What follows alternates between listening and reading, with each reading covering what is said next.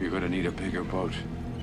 What can be said about Steven Spielberg's 1975 creature feature, yes, that is what it is, that hasn't already been said? Jaws is fantastic. Its pacing is effective. The characters and their dynamics with each other so well realized. The camera work and editing is so carefully constructed. The music is so iconic that you've probably heard it before even seeing the movie. The handling of the great white makes it a menacing movie monster. Not totally accurate to a real shark, but still a memorable creature nonetheless. Animalistic, primal, but also cunning. Or is it?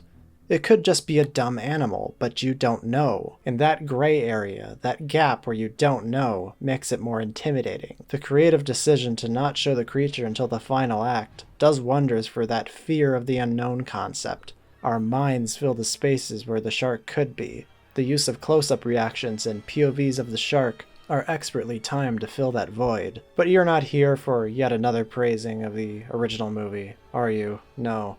You read the title. You know this video is about the sequels nobody asked for. And that's not to say they're without artistic merit. At the end of the day, they are trying to be movies, you know, with plots and characters. But there is really no reason to continue the story of the first one. It was a one-and-done movie. Which I guess is something I could say for a lot of movies that went on to have unnecessary sequels. What separates these sequels from the hundreds upon hundreds of rip-offs with the same plot is that they follow the Brody family. The second one brings back Roy Scheider as Martin Brody, Jaws 3D brings back his sons, now grown up, and The Revenge focuses on Martin's wife Ellen, as she remembers events she wasn't present for, because Roy Scheider didn't want anything to do with it, but we'll talk about that later. As for now, we're starting with Jaws 2. Let's start this little retrospective. Oh, shit! Out of all the sequels, Jaws 2 feels the closest in spirit to the original. Roy Scheider reprises his role as Martin Brody, and John Williams returns to do the score, but it feels more like it's just going through the motions. By being closest to the original, it feels the most like a copy. It's more or less the same plot, with some deviances, especially in direction, and it's overall a less well-crafted movie. It does have some things going for it, though. Jaws 2 takes place several years after the events of the first movie. Martin Brody is still the active police lieutenant, and he starts seeing incidents reminiscent of the last time a shark attacked. He tries to warn the mayor, again, but a number of false alarms gets him fired. Sure enough, there is another great white shark stalking the waters of Amity Bay, and when his sons and friends go out boating while the shark is active, it's up to Brody to duke it out with the shark one more time. And no, it's not the same shark, it's its mother or something. With the absence of Steven Spielberg, the film takes on a noticeably different approach in its direction. The camera lingers on performances and locations more often, and one quality thing that results from this is a more fleshed out Amity Bay. There's more small talk between characters, the script is actually pretty solid. Take the old man in the sea with you. All right, cast off the bow line. The first hour of the original Jaws was very quick. It moved from one scene to another, but the first hour of Jaws 2 is a lot slower as a result of its new direction. And it's an admirable approach, but it doesn't engage like the first movie. It's still a simple premise, so a suspenseful approach where multiple characters are on edge as a big celebration is coming up works better, I think. In Jaws 2, the only character with a sense of urgency is Brody. There's no secondary character like Hooper, who knows the severity of a great white attack, or the grieving mother, who serves as an example for what could happen when a shark attacks. It's just Brody being paranoid, and he has a reason to be paranoid. The dude finds a corpse, and the mayor and his pals are all like, don't worry about it, get out of here, you clown.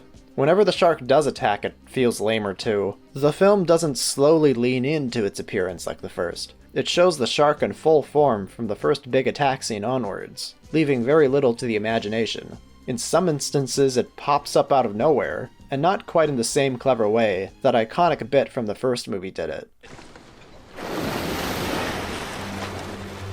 See, it's hard to talk about this movie without discussing the first, but it feels so much like a retread that it only invites comparisons. A lot of scenes read as unintentionally hilarious, too. This lady accidentally pours gasoline on herself, and she dies in a violent explosion. There's also the scene where the shark pulls down a helicopter. If you wanted to point to a specific moment when the series jumped the squallow, this was when. I like the look of Bruce II. It's got a burned face for the remainder of the film after the explosion. Jaws 2 feels more like a slasher movie. It has a slightly higher body count, it sets up a bunch of teenagers, and it puts them in peril. Again, it's not all bad. I like how it fleshes out the town of Amity and the characters in it. Roy Scheider especially brings his A-game here. He's really good, but the film is just alright. I find my attention waning a lot while I'm watching it. There's a great movie in here somewhere, it just needed a stronger focus, a more exciting pacing, a less derivative plot. It's a little better than its reputation as a Jaws sequel would have you believe. Give it a shot if you feel compelled to see it. I mean, I'm not gonna stop you. It's fine. Before I move on, there's this funny anecdote from the director I want to spotlight. The original was called Les Dents de la Mer. Roughly translated means the teeth of the sea. But if you will call the second one Les Dents de la Mer 2, Mer 2, unfortunately, is an adjective which applies to merde, which in France means shit. I don't know, I just thought it was cute. 30 years after the 50s introduced 3D as a gimmick, boomers became nostalgic, and the early 80s brought it back for a very brief window. 30 years later in the 2010s, Gen Xers were nostalgic, and it was brought back again. And it's still kinda around today. It became an institutionalized feature. But I'm getting ahead of myself.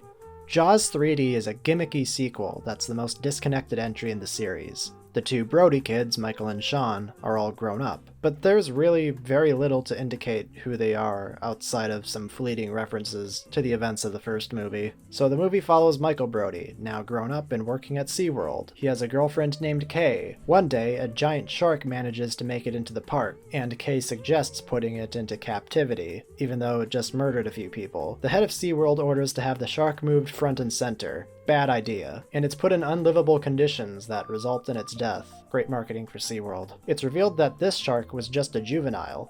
Its mother is much bigger and much meaner. Its mother is inside the park. And knowing its child is dead, it's about to go on a rampage. Oh. What the hell was that? Okay. It's a shark, you dumbass. You know, the thing that traumatized you? As a result of the film's 3D shooting, the visuals in this movie are ever so slightly out of focus, and tinted slightly red and blue around the edges. Considering this is just how the movie looks now, even without the 3D effect, it goes to show how this movie was only made for a gimmick. Out of all the Jaws sequels, this one feels the most like a bad B-movie. You know, like one of those knockoff films made in the wake of the original Jaws' success. There's just this low-budget look to the shark in this one, and the compositing effects, likely done for the 3D, look fucking horrendous. I don't think they could have looked good even in 3D. A lot of shots here are just being held on for a really, really long time, and without the 3D, it's just awkward. Another issue the film suffers throughout is its poor audio mixing. Most of the audio was shot on set. You don't understand. This is it. I really don't. The flat cinematography does not draw me in. It's all very simple, very boring. You're not going to see anything like that camera movement in the first movie. And this is a problem that encompasses the entire film. For the most part, it's not engaging, and any attempts to grab the viewer's attention with eye-popping 3D are pathetic. This film is slapped together for a gimmick. If I can give it one positive, the scene where the shark terrorizes various attractions at SeaWorld is admittedly pretty fun. The characters running around between attractions to get people out of the water is the type of chaos one would expect from the premise Jaws but in SeaWorld. It doesn't save the movie, but it is noteworthy. Jaws 3D is a very lame sequel. Do not watch this one. If you do, then watch it with friends, because it does seem like the kind of movie that would be great to riff on. My fly's open. Releasing 4 years later, Jaws the Revenge is the final entry in the Jaws series. Unless they decide to do a remake, and oh please, dear God, do not do that, we already have enough shark movies. It more or less ignores the events of Jaws 3D. Not that that film didn't already ignore Jaws 2. Weird franchise. Oh, shit! Despite the absence of Roy Scheider's Martin Brody, the film still follows the Brody family, namely Ellen Brody, with Lorraine Gary reprising her role. Taking place around the holiday season, the film opens with Sean Brody, who became a policeman, getting attacked by a shark. After his funeral, the Brodys decide to vacation in the Bahamas, where Michael works as a marine biologist. Then, very little happens. The movie takes an hour to get going. It feels like it never leaves the first act. Will you stop farting around? While I can appreciate that it focuses on the characters more, there's very little urgency here. Even when, get this, the shark follows them to the Bahamas. Yeah, it is indeed the same shark, and it followed them there. Not only that, but Ellen appears to have a psychic connection with it, seeing visions of events she wasn't present for. From this movie and the first movie. Hell, it's actually implied that this is the same shark from the first movie. Yeah, the one that was blown to fucking bits. There's no given explanation for why the shark would target the Brody family in this movie. Well, I guess there is an explanation. In the novelization. See, in the original script, there was going to be an explanation that a Haitian witch doctor would have revived the shark with voodoo magic and sent it after the Brodies. Come on, can't believe that voodoo. What kind of provocation would have justified that, I don't know, but it at least provides some explanation for why the shark seemingly regenerated its entire face. Honestly, they would have been better off with the supernatural explanation, because now it just feels like a whole part of the movie is just missing. Jesus. For such a wild aspect of the movie isn't as crazy as you'd think. At first I was kinda impressed. It was introducing the characters and they were endearing enough, but I kept waiting and waiting for the first act to be over and it never really ended. It has long stretches of characters just hanging out and having fun in the Bahamas. Then the shark pops in out of nowhere with no build-up or musical score to foreshadow it. So many scenes are just characters having fun, then Ellen starts crying or telling them to stop having fun because of the shark. It's so repetitive. Again, I appreciate the greater emphasis on characters. Lorraine Gary is really trying here. Michael Caine, playing a character named Hoagie, is decent too, but they're really not enough to save this snore fest. It takes until the last 20 minutes for it to get enjoyable, but it's in pure schlock territory at that point. Oh, shit! Ellen just decides to go out and fight the shark with nothing but a ship. What did she hope to accomplish here? This movie solidifies the fact that the shark looks worse and worse with each film. They make no effort to even hide how much it looks like an amateur. I mean, do you see that shit? They didn't even try to hide the wires. Maybe the witch doctor is still in the movie, we just don't see him moving the shark around between shots. The shark even roars. Not once, but twice.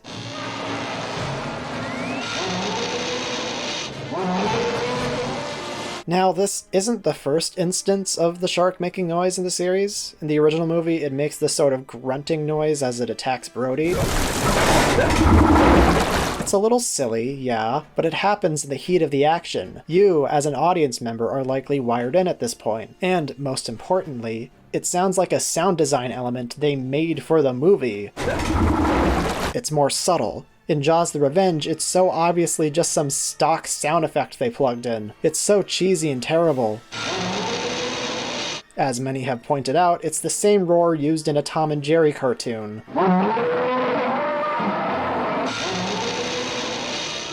After knowing that, it's even harder to take seriously, and spoilers for Jaws 4, but the way it's killed is so strange. They ram the mast of the ship into it, and it explodes. Smile, you son of a bitch!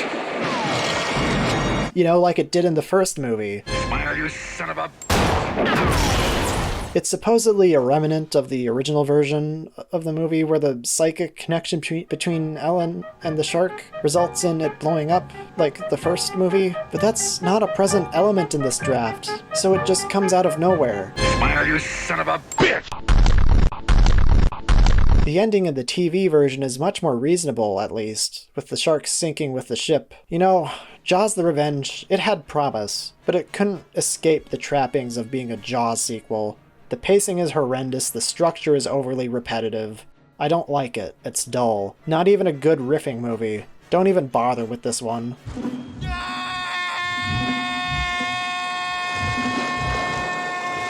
The Jaws series has one of the fastest declines in a blockbuster franchise I've ever seen. In fact, it's largely comparable to the Jurassic Park series. Both have a great first movie directed by Steven Spielberg. They both went on to have a decent sequel, and the remaining films descend deeper and deeper into schlock. At least that's how it appears on the outset to me. I am not interested in seeing the most recent Jurassic World movies.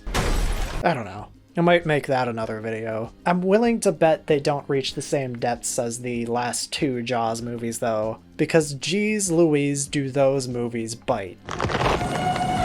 If you're gonna see any of these, see Jaws 2. Or just watch the first movie again. Maybe see Jaws 3 with a bunch of friends, I don't know. Don't watch Jaws 4, that shit is boring. And a special message for anyone who wants to make a shark movie: don't.